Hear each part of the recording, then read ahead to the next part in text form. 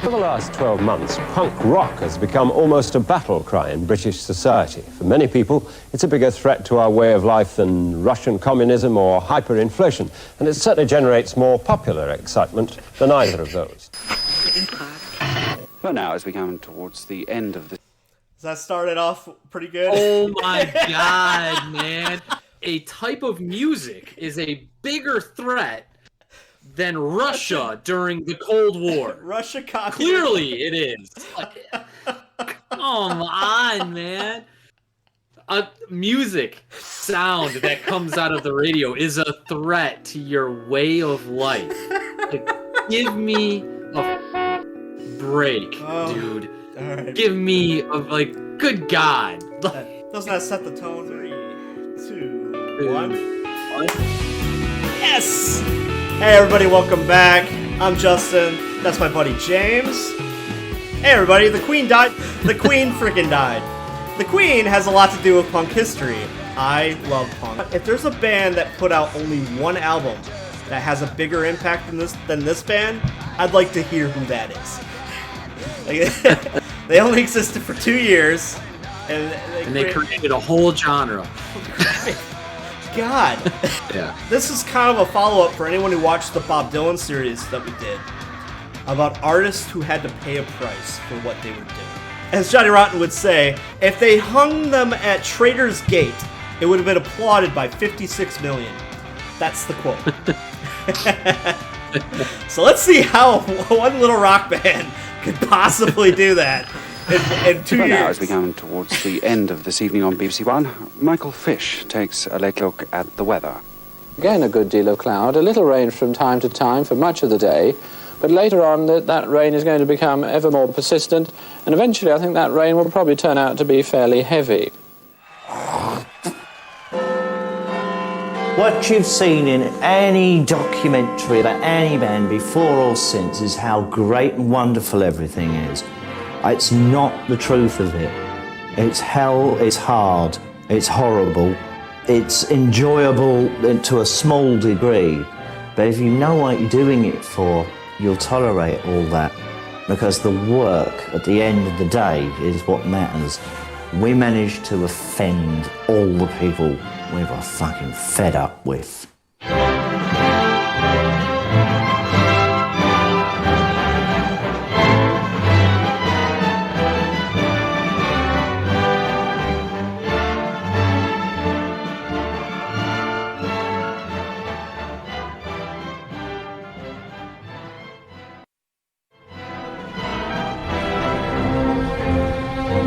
The Labour Party, who'd promised so much after the war, had done so little for the working class that the working class were confused about even themselves and didn't even understand what working class meant anymore.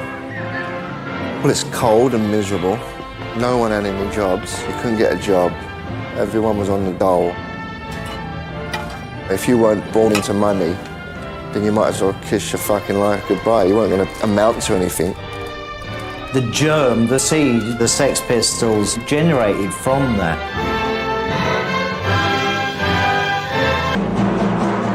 England was in a state of social upheaval. It was a very, very different time. Total social chaos. There was rioting all over the place. You want to join the picket line? The strikes on every kind of amenity you could think of. Power. The TV channels would go on and off randomly. People were fed up with the old way. The old way was clearly not working. A little bit sticking up there. You can see it in the reflection. Ultraviolet gets you noticed. You're told at school, you're told at the job centre, you're told by everyone that you don't stand a chance. And you should just accept your lot and get on with it. That's where you're going to get social strife, hate and war and race hate. Yes, I am a racist, and why? Who's made me a racist? This government, the Conservatives. and I'll stand by my words. Because I don't like these people, never will. That man is sad because he's misinformed and he's misled and he's used.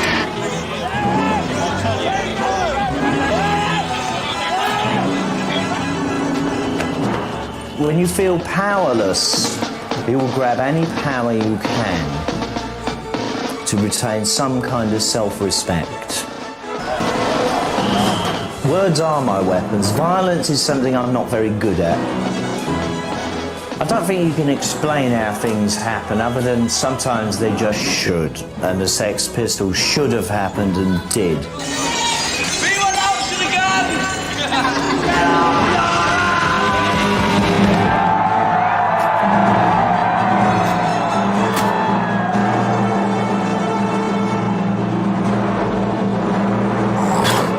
Seems like England was a lovely place. Man. I think that filmmaker, like the director, whoever put that together, is fucking brilliant. Julian man. Temple. He did Yes. Oh, he did an awesome job of like showing you the disparity, that the haves and the have-nots, like with the way he splices the images together. Yeah. And then that scroll at the beginning, that the crown of England with the N crossed out and the D put in there. Things like that are really big slaps in the face to the crown, because you're saying, oh, it was the crown of England. That's the power, and you've crossed it out in D, and you've given it to the people, and it's like that symbolism there is a big deal to the people of England and the people who really care about the royalty and stuff like that. It's really clever because like changing crown to crowd is such a good play on words. It like works on so many levels, you know. It's so that filmmaker is freaking brilliant, man. That was pretty fucking sweet. Hell yeah, man. That whole sequence, right? Oh yeah, and the whole movie's that good. I'm looking into this because I was always trying to figure it out, like, why is it that they didn't have the post-war boom that we had? And it kind of hit me when I looked at the population. The population of the UK. I mean, the UK is pretty small compared to the United States. Yeah. The population is enormous compared to the population here per square mile. The density. The density. It's not a possibility for a poor person to go, hey, someday I'm going to buy 1 acre 5 miles outside of the city for cheap and build it up. Mm-hmm. Guess what? It's all bought. They bought it up a long time ago. So, like, once I kind of figured that out, it started to make a lot of sense, the level of despair and how they don't have the class mobility that we have. When you talk about class mobility, all I can think of is Monty Python. There you go, bringing class into it again. Help, I'm being repressed. Help, I'm being repressed, bloody peasant. Oh, what a giveaway. Did you hear that, eh? That's what I'm on about. Did you see him repressing me? You saw it, didn't you? I was born in Queen Charlotte's Hospital on September the 3rd, 1955. I lived with my mother and my stepfather, who I thought was my dad, in the basement in Shepherd's Bush, and I slept at the edge of their bed on a camp bed. My real daddy bailed when I was 2. I definitely didn't feel wanted as a child. Okay, I have to interject here. This is one of the things that the movie missed. He was grossly sexually abused by his stepfather. So that's the other piece of this. Well, I was born and raised around West London, the Shepherd's Bush and Hammersmith area. I met Steve because we lived just around the corner from each other. Lifelong school friends. Near Paul and Steve, next to Wormer Scrubs Prison. My dad was a factory worker. My mum works at a powder puff factory. If you were to look back at me as a school kid, you'd see a very shy, quiet little church mouse kind of character in North London. Irish immigrant parents. My mum taught me to read and write after meningitis, a serious illness I had at 7 when I was in a coma for a year. When I came out of hospital, I was completely brain wiped. All memories had been erased. Didn't remember anything at all. Just backwards in everything. It was like having to start all over again. How did they get from the man to the egg? I actually got put back a year because I was so stupid. And I would never pay any attention in class. I was just always daydreaming. Steve was quite wild at 10, 11 years old. I think he was always getting into trouble then. I question everything. I always have done. We were doing Shakespeare. A teacher would give me a hard time when he wouldn't tell me what I wanted to know. I'd ask outright questions, and you're not supposed to do that. You're just supposed to accept it's Shakespeare, it's great, you're not. That's not good enough for me. Well, I would steal. I mean, that's all I knew how to do. I used to watch my parents steal at Tesco's when I was 6. And I was always getting in trouble. I was totally into music, Roxy music and Bowie. I thought that musicians fell from the sky at that point. I didn't think anyone could be a musician. Detroit, baby! I was very quiet at school up until about 14 or 15 when I decided I'd had enough. I knew we were being fobbed off and basically given a shoddy third-rate version of reality. So you would not be capable of questioning your future because you didn't have one.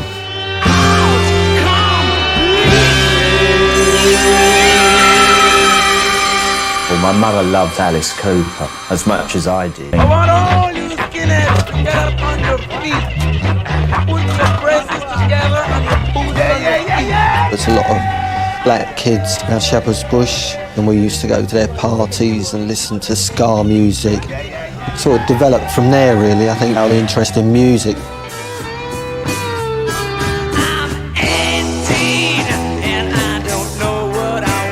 I always did view myself as one damn ugly fucker.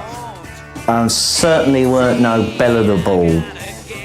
John just started going into spasms in front of the jukebox and singing and doing his act, what later became everyone knows and loves, you know.